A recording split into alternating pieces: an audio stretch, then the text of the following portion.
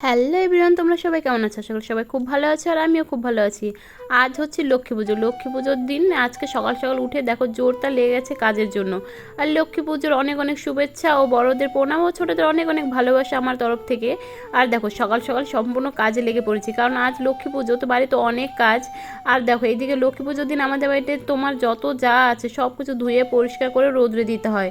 এবার সব কিছু প্রায় মোটামুটি ধোয়া কমপ্লিট হয়ে গেছে। এবার যেহেতু টাইমের জল চলে গেলে আবার জল ধরতে পারবো না, সেই দুপুরে আবার জল আসবে, সেজন্য দেখো এদিকে খাবার জলের বোতলগুলো ভরে নিচ্ছি। আর এদিকে দেখো আমার মোটামুটি কাজ কমপ্লিট হয়ে গেছে। মা আজকে উঠোন গোবর দেওয়ার দায়িত্ব আছে, মানে লেপার দায়িত্বে, উঠোনটা লেপবে আজকে মা, সেজন্য মায়ের দায়িত্বে পড়েছে, তো মা এদিকে উঠোন লেপছে।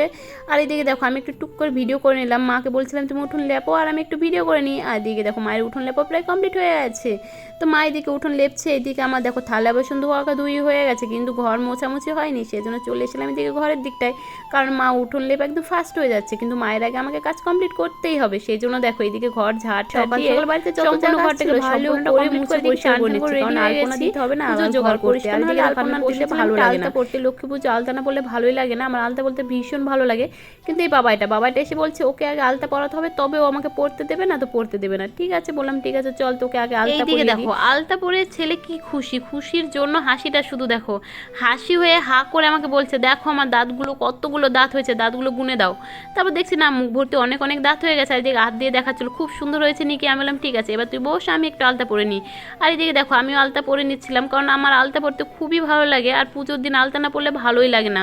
আমার মতো কে কে আলতা পরতে ভালোবাসে অবশ্যই কমেন্ট করে জানিও। আর দেখো এইদিকে আমি হালকা করে একটু তিলক করে নিয়েছি কপালে। আর এদিকে ভালো আলপনা দিতে পারি না, কিন্তু যেইটুকু দরকার তোমার পুজো করার জন্য সেইটুকু মোটামুটি পারি।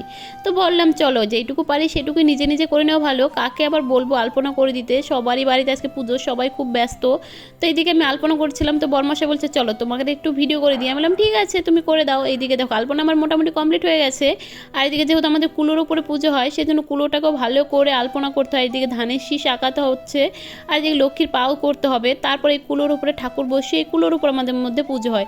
কার কীরকমভাবে পুজো অবশ্যই কমেন্ট করে জানিও। আর দেখো এদিকে কুলোর মধ্যে আলপনা দিয়ে কমপ্লিট হয়ে গেছে। তারপর এদিকে আমি এসেছিলাম ঠাকুরের ভোগ রান্না করতে। এইদিকে আমি সুজি রান্না করেছিলাম, বেশি কিছু করিনি, কারণ সময়টা একটু কম ছিল। এদিকে তোমার লুচি সুজি সব কিছু কমপ্লিট হয়ে গেছে। এইদিকে দেখো আমি পুজোয় বসে গেছি। ব্রাহ্মণ এখন সন্ধ্যেবেলা ফোন করে বলছে নাকি আসতে পারবে না, তো ঠিক আছে মা বলো তুমি পাঁচালি পরে পুজোটা করে নাও। তারপরে এদিকে আমি গোলা দিয়ে করে দিয়েছি। আর তোমাদের বলেছিলাম না কুলোর চারিদিকে দেখো আমাদের পুজো করা হয় লাগে, তো এই লক্ষ্মী পুজোর নাকি মেন নারকেল ফাটানোটা। তো এদিকে পাঁচালি পরে আমি নারকেলটাকে ভালো করে ফাটিয়ে নিয়ে আমার পুজোটা কমপ্লিট করে নিয়েছি। আর এদিকে দেখো সন্ধ্যা আরতি করেছিলাম, সেটা দিয়ে বর্মশাই বললাম একটু তাপ নিয়ে নাও, তো সবাই একদিকে তাপ নিচ্ছিল।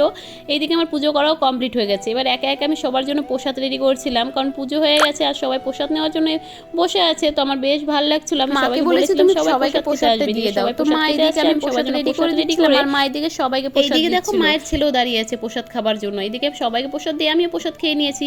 আর তোমাদের এই ছোট ছোট মিনি ব্লগগুলো কেমন লাগে অবশ্যই ভালো লাগে, লাইক কমেন্ট